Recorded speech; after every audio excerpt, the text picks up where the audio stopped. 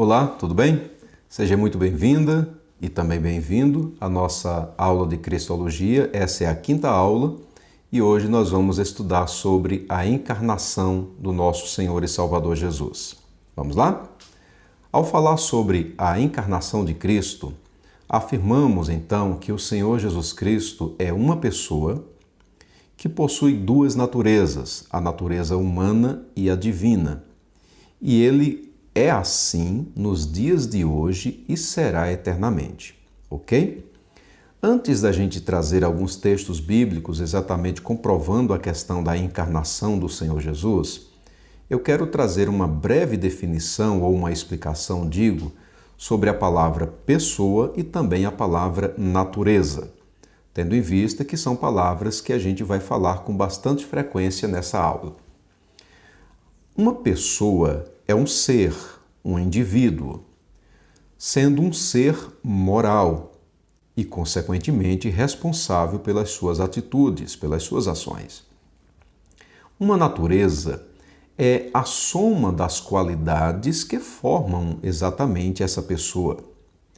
E aí, deixe-me trazer agora alguns exemplos. Nós temos, por exemplo, uma pessoa maligna, a pessoa humana e a pessoa divina. Pessoa maligna, o diabo. Pessoa humana, nós, seres humanos. Pessoa divina, logicamente, o nosso Deus. Cada uma destas pessoas possui, logicamente, a sua natureza. A natureza da pessoa maligna é uma natureza essencialmente má, perversa. A natureza da pessoa humana, ela é formada de dois elementos básicos e principais: o corpo e a alma ou espírito. E aí tudo aquilo que diz respeito tanto ao corpo como também à alma. A natureza divina, a pessoa divina, que tem logicamente a natureza divina, possui as qualidades que são os seus atributos, como onipresença, onipotência, onisciência, eternidade, enfim, todos os atributos que dizem respeito ao ser de Deus. Ok? Tendo dito isso, vamos pensar então agora sobre a pessoa do nosso Senhor e Salvador Jesus, estudando, como eu disse, mais especificamente, a questão da encarnação. A primeira afirmação que trago para vocês nesse momento é que a pessoa do Senhor e Salvador Jesus, ele existia antes da encarnação. E aí a palavra apresenta Cristo como o Verbo de Deus. Faço então referência ao Evangelho de João, capítulo 1. O versículo 1 diz: no princípio era o Verbo, e o Verbo estava com Deus, e o Verbo era Deus. Só que quando a gente chega lá no versículo 14 desse mesmo texto, aí João ele fala sobre a encarnação do Senhor e Salvador Jesus. E eu quero ler esse texto para a gente agora. Evangelho de João, capítulo 1, verso de número 14. Vejam, a palavra do Senhor nos diz assim: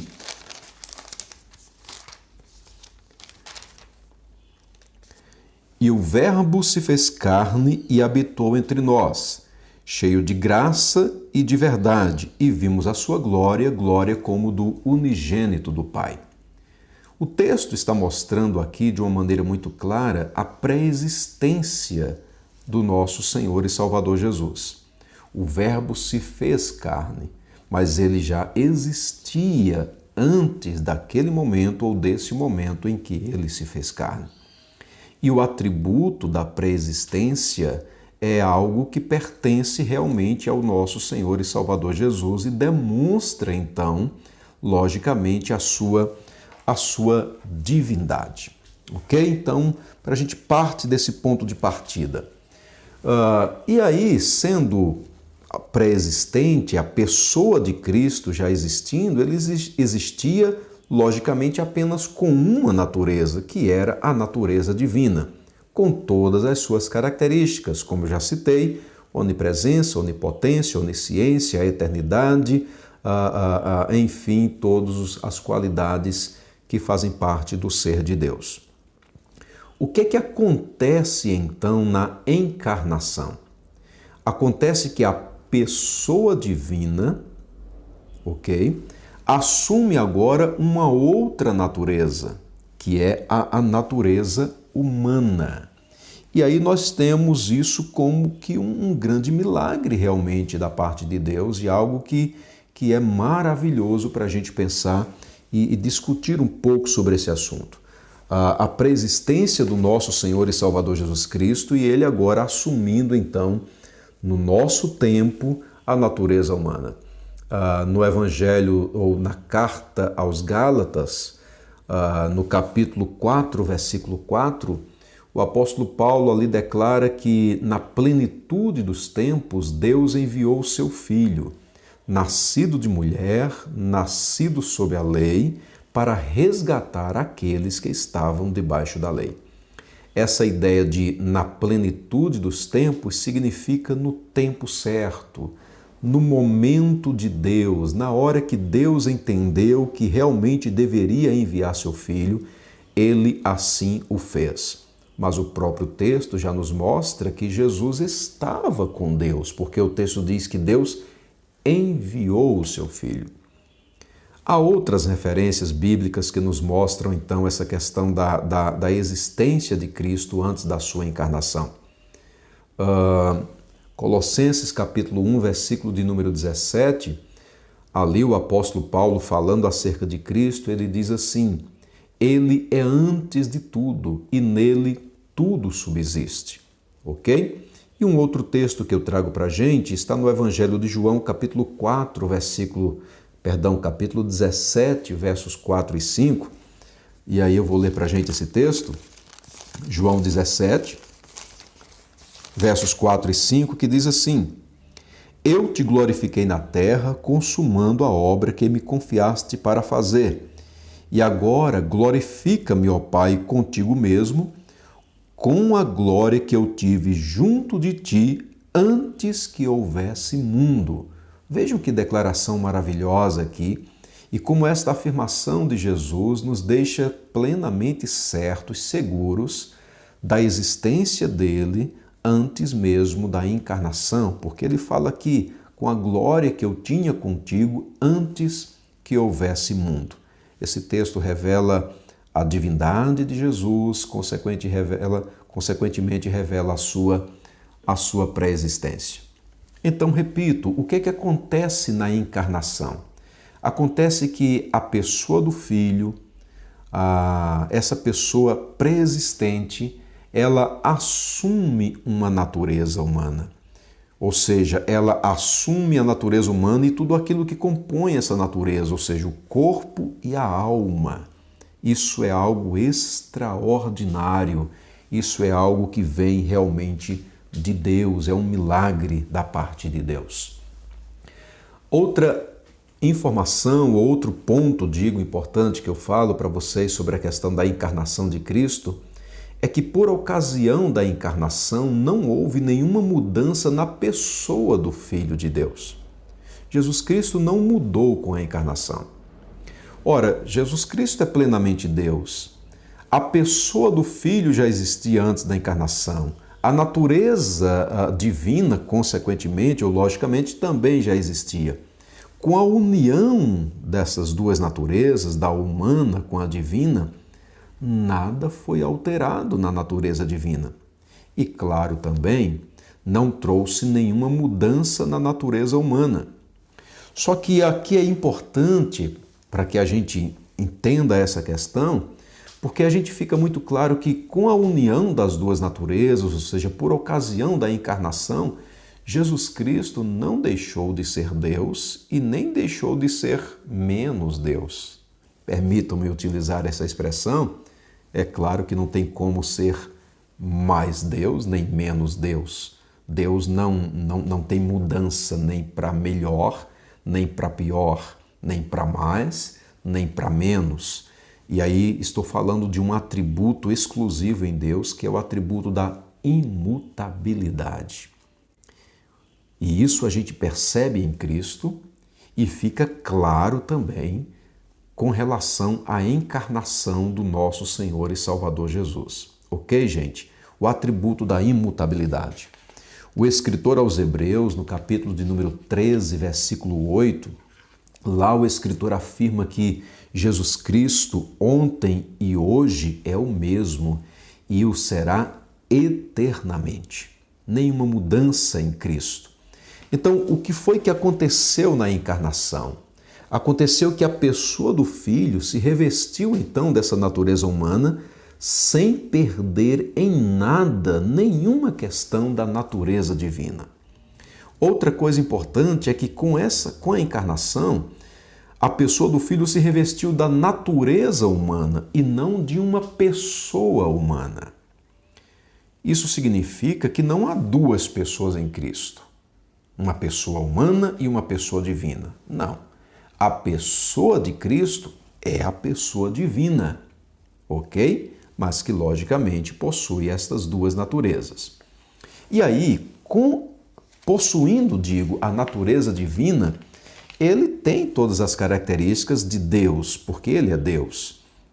E possuindo a natureza humana, ele tem as características que competem a nós, que fazem referência a nós, seres humanos. E aí a gente entra diante de uma questão que é incrível para a gente perceber.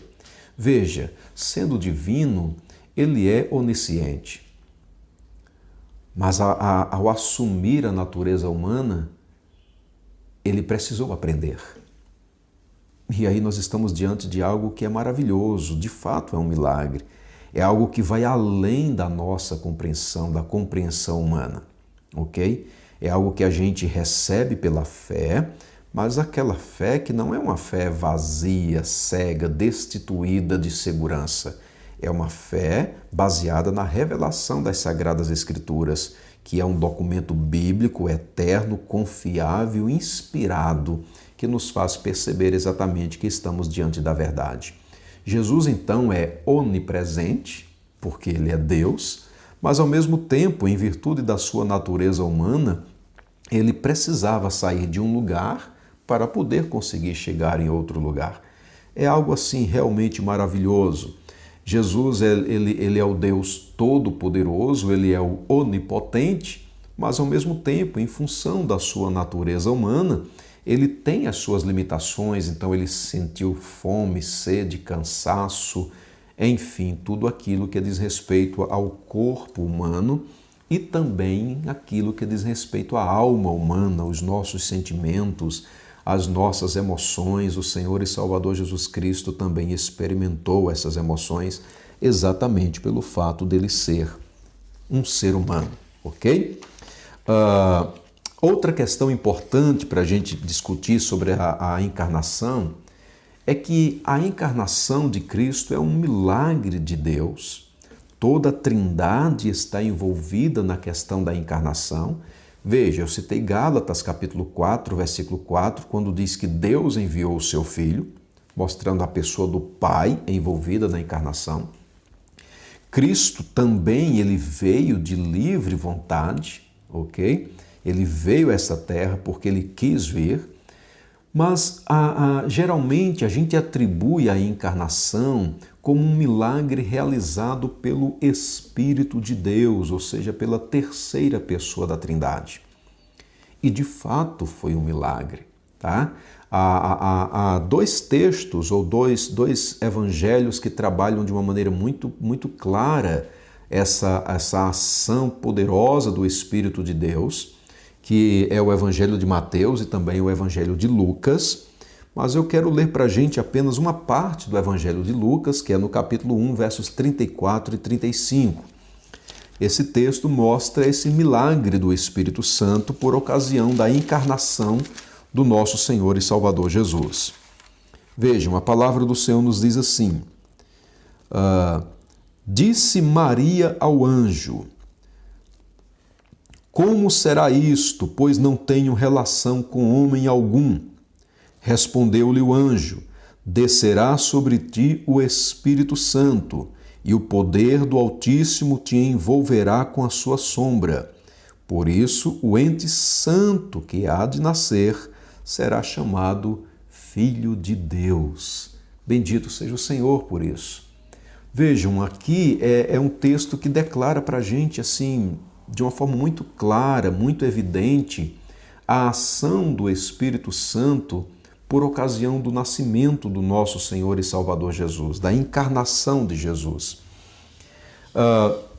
E por que um milagre, pastor? Um milagre porque esse nascimento, ele foi um nascimento virginal. Ora, profetizado já, o profeta Isaías, no capítulo de número 7, versículo 14, ele diz que uma virgem conceberia, daria à luz um filho, e ele seria chamado Emanuel, Deus conosco. Esta profecia, então, dada por Isaías há tantos anos, há aproximadamente 700 anos antes de Cristo, ela se cumpre, então, aqui na vida de Maria, ok? O anjo do Senhor vem para ela e anuncia. E Maria, ela era virgem, então, por ocasião do nascimento do nosso Senhor e Salvador Jesus Cristo. Aí nós temos esse milagre, porque não houve participação de homem nenhum para que Maria pudesse engravidar, e ela também não engravidou utilizando nenhum dos métodos que a gente conhece nos dias de hoje. Mesmo porque, logicamente, esses métodos não eram conhecidos antigamente e a própria palavra do Senhor nos mostra que foi uma ação do Espírito Santo. Então, Maria não engravidou, por exemplo, através de fertilização in vitro. Eu anotei algumas aqui para a gente, né? Inseminação artificial, não foi doação de embriões. O que a palavra do Senhor nos diz, e Mateus também diz isso, Mateus capítulo 1, versículo 18, é que Maria achou-se grávida do Espírito Santo, ok? Esse é um milagre e o milagre da encarnação. Outra questão também nesse milagre é porque o Espírito Santo, ele santificou a natureza humana de Cristo. E aí ele a manteve livre da corrupção do pecado de Adão, que todos nós temos, que todos nós possuímos. O pecado trouxe culpa e corrupção. E aí a ação do Espírito Santo tornou a natureza humana de Cristo ali no momento da concepção livre dessa corrupção do pecado. De tal maneira que Cristo era plenamente humano, em virtude da sua natureza humana. Ele tinha sobre si todos os desejos humanos, ok? Mas esses desejos, ele não tinha desejos impuros, ele não tinha desejos ilícitos, ele não tinha nada que acusasse a depravação do pecado, tanto no corpo, como na mente, como na alma. Jesus Cristo, então, era alguém livre, a natureza humana de Cristo foi santificada pelo poder do Espírito Santo. Com a encarnação, Cristo Jesus, então, foi feito um de nós, um ser humano exatamente como nós somos. E aí, como eu falei no momento, na introdução da aula, a encarnação de Cristo aconteceu de tal maneira que ela não se desfez por ocasião nem da morte, nem da ressurreição e nem da subida de Cristo aos céus. Ou seja, Jesus Cristo permanece sendo hoje plenamente Deus e plenamente humano. Ok, queridos? Agora, vamos caminhar para o final da nossa aula. A pergunta, então, para a gente finalizar é esta: qual a necessidade da encarnação de Cristo? Ela era necessária? Eu tenho duas respostas básicas aqui para a gente. Primeira, era necessária porque essa foi a vontade de Deus. Deus entendeu que era necessário que o seu Filho amado viesse a esse mundo, mas que viesse exatamente assumindo a forma humana, viesse com a natureza humana. E uma outra questão que foca para a gente a necessidade da encarnação de Cristo é exatamente a questão dos nossos pecados. Veja, eu citei Gálatas capítulo 4, versículo 4. Na plenitude dos tempos, Deus enviou seu Filho, nascido de mulher, nascido sob a lei. Ele nasce debaixo da lei exatamente para resgatar aqueles que estavam debaixo da lei. Assumindo então a natureza humana, Cristo Jesus pôde levar sobre si todas as consequências dos nossos pecados, levar sobre si a maldição da lei e aplicar a sua justiça nas nossas vidas ou na vida de todos aqueles que creem. Então, sim, a encarnação de Cristo foi extremamente necessária por essas duas razões. Primeira, pela vontade de Deus, Deus entendeu que deveria ser assim. E em segundo lugar, por causa dos nossos pecados. Essa é a nossa breve aula sobre a encarnação de Cristo. Se você gostou, deixe os seus comentários. Se não gostou da aula também, por favor, pode deixar os seus comentários, isso vai me ajudar bastante. Compartilhe, se inscreva no canal, ative aí o sininho e até o próximo momento aí, se Deus quiser. Muito obrigado. Até mais a todos.